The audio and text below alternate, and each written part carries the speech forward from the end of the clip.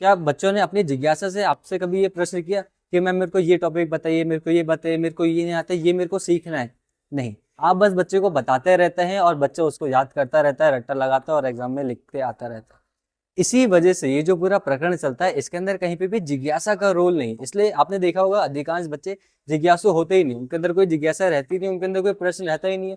क्यों? क्योंकि उनको प्रश्न करना सिखाया ही नहीं जाता है। बच्चों को सिर्फ एक चीज सिखाई जाती है, वो होता है याद करना। बोर्ड से देख के लिखो, सुन के लिखो, उसको याद करो, रट्टा लगाओ और एग्जाम में लिख के आ जाओ। आपने देखा होगा कि कभी भी जब आपको कोई दूसरा ऑर्डर देता है, कोई दूसरा आपको अगर अपना काम देता है, तो आप वो काम ज्यादा देर नहीं कर पाते हैं। कुछ देर अगर करते भी हैं तो आप बार बार डिस्ट्रैक्ट होने लग जाते हैं। सेम चीज बच्चों के साथ भी होती है। आपने देखा होगा बच्चे क्लास में जो डिस्ट्रैक्ट होते हैं वो इसी वजह से होते हैं। क्यों? क्योंकि उनको ऑर्डर दिया जाता है, क्योंकि वो जो काम है उससे वो स्वयं का खुद का नहीं समझते। अगर कोई बच्चा अपने काम को खुद का समझे, स्वयं के द्वारा, स्वयं से किया गया, स्वयं की इच्छा से किया गया अगर बच्चा कोई काम करेगा, तो वो काम 4 घंटा 6 घंटा भी कर सकता है। लेकिन अगर उसको ऑर्डर से कोई काम दिया जाए, उसको ऑर्डर दिया जाए कि आपको ये काम करना है, तो 20 मिनट भी ज्यादा देर नहीं कर पाएगा, वो डिस्ट्रैक्ट होना शुरू हो जाएगा। तो इसीलिए टीचर का काम ये नहीं है कि बच्चों को वो चैप्टर समझाए।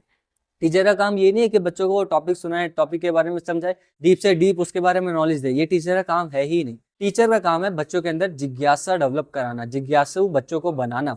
अब बच्चे जिज्ञासु कैसे बनेंगे? जिज्ञासु बनेंगे प्रश्न करने से। आप बच्चों को खिलाना बंद कर दीजिए, उनको फीड करना बंद कर दीजिए, उनको देना बंद कर दीजिए। अब अगर किसी को आप देना बंद कर देंगे, खिलाना बंद करेंगे, तो उसके लिए जरूरी हो जाएगा खुद बनाना। उनको चैप्टर करने लायक बनाइए, उनको सिखाइए कि प्रश्न खुद के कैसे बनाते हैं, पिक्चर खुद की कैसे बनाते हैं, स्टोरी खुद की कैसे बना सकते हैं। और जब बच्चे खुद की कोई चीज बनाएंगे तो जाहिर सी बात है उनको वो पूरी चीज नहीं आ पाएगी। कहीं ना कहीं उनको डाउट आएगा, कहीं ना कहीं उनको परेशानी आएगी। तब वो आपसे सवाल पूछेंगे कि मैंने इतना तो कर लिया है, ये मेरे से नहीं हो पा रहा है, ये कैसे होगा, ये आप मेरे को बताइए। तो तब आप अगर बच्चे को बताएंगे तो वो ध्यान से सुनेगा भी, उसको समझेगा भी और वो बेहतर तरीके से कर भी पाएगा, बजाय उससे कि आप खुद ही आके उसको डायरेक्ट उसको वो चीज बताने लग जाए, वो चीज समझाने लग जाए।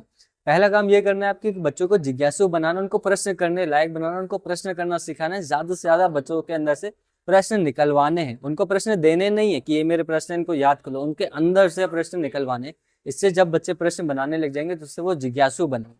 और जो जितना जिज्ञासु बनता रहेगा, जो जितने ज्यादा प्रश्न करता रहेगा, जाहिर सी बात है उसके अंदर बोध अपने आप ही जागृत होता जाएगा। सिंपल सी चीज है, बोध का मतलब होता है समझ।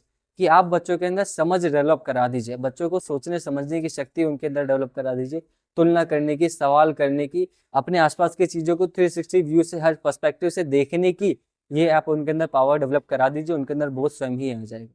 टीचर का काम है बच्चों को मेथड देना, मटेरियल देना नहीं। अभी क्या हो रहा है, सब टीचर मटेरियल देते रहते हैं। घर से वो मटेरियल प्रिपेयर करके आते हैं, क्लास में मटेरियल देते हैं, वही बच्चे मटेरियल लिख रहते हैं। इसमें मेथड जो है उसमें गड़बड़ है, मटेरियल में कोई गड़बड़ नहीं है, ना किसी के इंटेंट में गड़बड़ है। गड़बड़ है मेथड में, जिस मेथड से आप जो प्रोसेस कर रहे हो उसके अंदर गड़बड़ है। तो मेथड को ये चेंज कर, टीचर टू स्टूडेंट की जगह स्टूडेंट टू टीचर होना चाहिए। पहला स्टेप बच्चे करें, पहले बच्चे उसको करके देखें।